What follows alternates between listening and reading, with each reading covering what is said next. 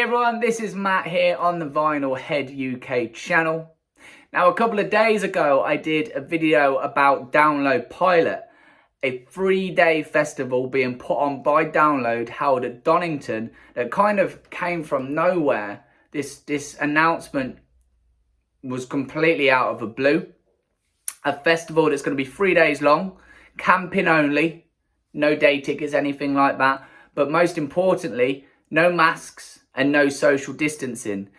You have to pass a couple of COVID checks or tests before you can enter the festival ground.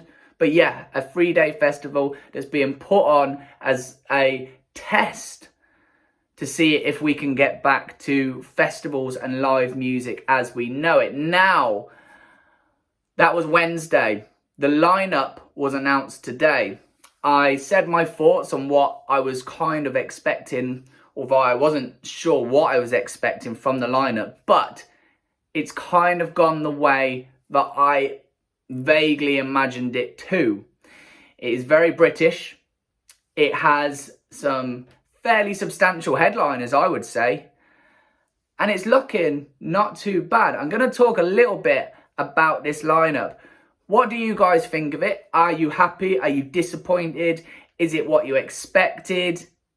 Do you think you will go? Let me know in the comments.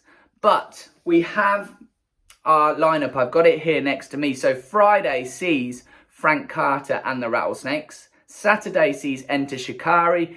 And Sunday closing the festival will be Bullet for My Valentine. So 3 British bands. Pretty much the entirety of this festival lineup is British, which is not very surprising given that we are still in travel restrictions. I think it would be a bit much to be bringing bands in from the States, maybe some European bands, but, you know, it is British. These are bands that have either played Donington before, Download, or were scheduled to. So Frank Carter and the Rattlesnakes was on the Friday, I believe, for the 2020 lineup. And I think they were shifted across to 2021. Don't think they're there for 22. Enter Shikari is another band that has played several times at Download. And then Bullet for My Valentine, a band that is no stranger to the hallowed turf of Donington, have played many a time. And there we have it. That's our headliners. We've got some strong bands on the rest of the lineup there. Just going through quickly, bands like Neck Deep, While She Sleeps, Creeper, Stone Broken, Twin Atlantic, Frank Turner, Skindred, The Wild Hearts, Massive Wagons. There's some good British bands. So, as I say, I want to talk a little bit about this lineup and just the overall feel of it.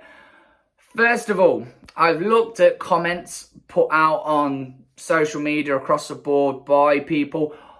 Most people are pretty happy with this lineup, and I think you should be, in all honesty. I'll come on to why. Some people aren't. Some people are wanting a little bit more. I saw a couple of comments saying, you know, Donington's been away for a couple of years, and is this the best we can manage? You've got to remember, this was probably put together very quickly, and we are limited on travel restrictions. We can't be bringing in the bands that we are used to seeing at Download. I don't think that's going to happen. Not in this short space of time. Not when there are restrictions. This has probably been put together quite quick. I imagine that, you know, Download may not have had the most amount of time. But having said that, I think they've still put a relatively strong lineup together. Also, this is a thing that I've spoke about to several people today. I think this is a very exciting lineup. If you're a fan of the music or if you're not a fan of the music, I think you should still be very excited by this lineup because it is showcasing British rock and metal. I don't remember a festival lineup just focusing on the British rock and metal scene. Not only are we focusing on the British rock and metal scene, it's the modern rock and metal scene. You know, a lot of the British bands that we see at festivals, maybe, you know, we think of Maiden, we think of Judas Priest, bands from an era. Now, I love those two bands. That is not a dig at those bands in the slightest, but they are from an era. This is pretty much all modern rock and metal from the British scene. As I say, there's maybe one or two bands on there that are from or slightly older. The Wild Hearts, for example, have been around for a fair bit of time, but on the whole it's all modern stuff, okay? And that is exciting. It is really showcasing how strong British metal and rock is right now. It really, really is. Now, we could argue that there are certain bands that would showcase it more.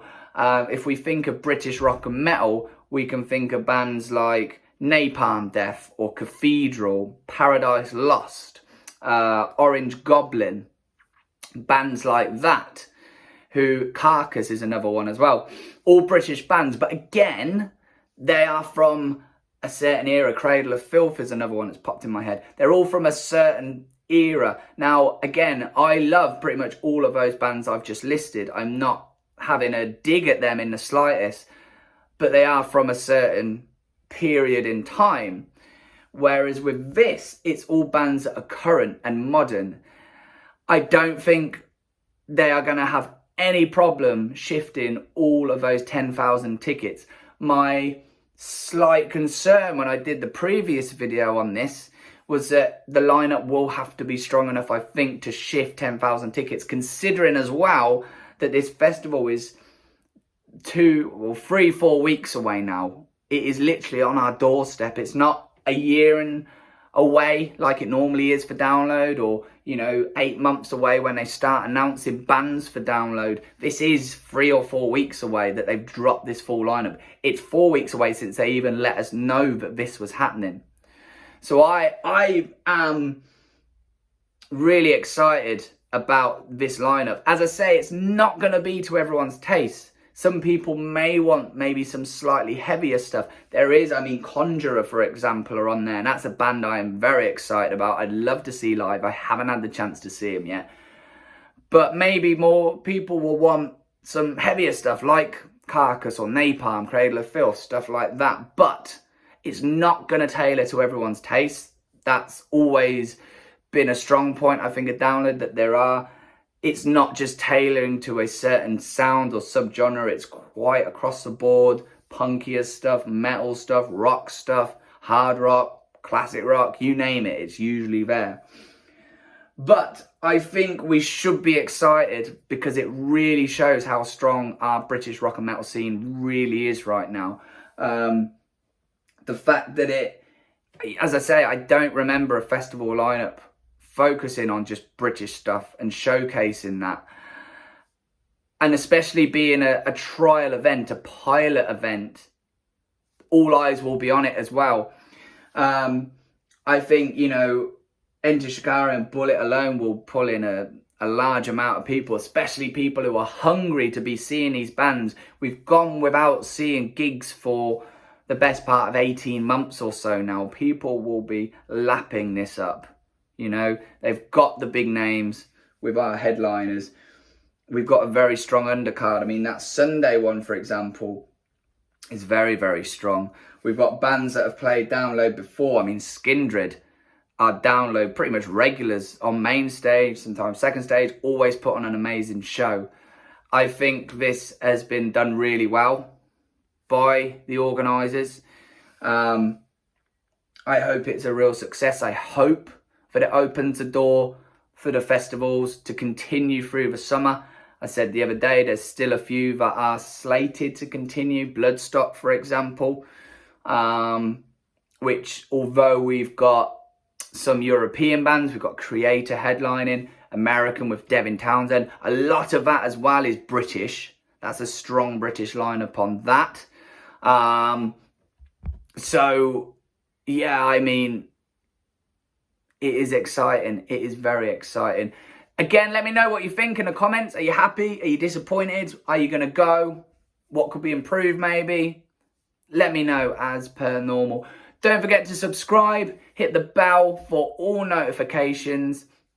Smash that like button. And I'll be back very soon with more vinyl content. Take care. See you later.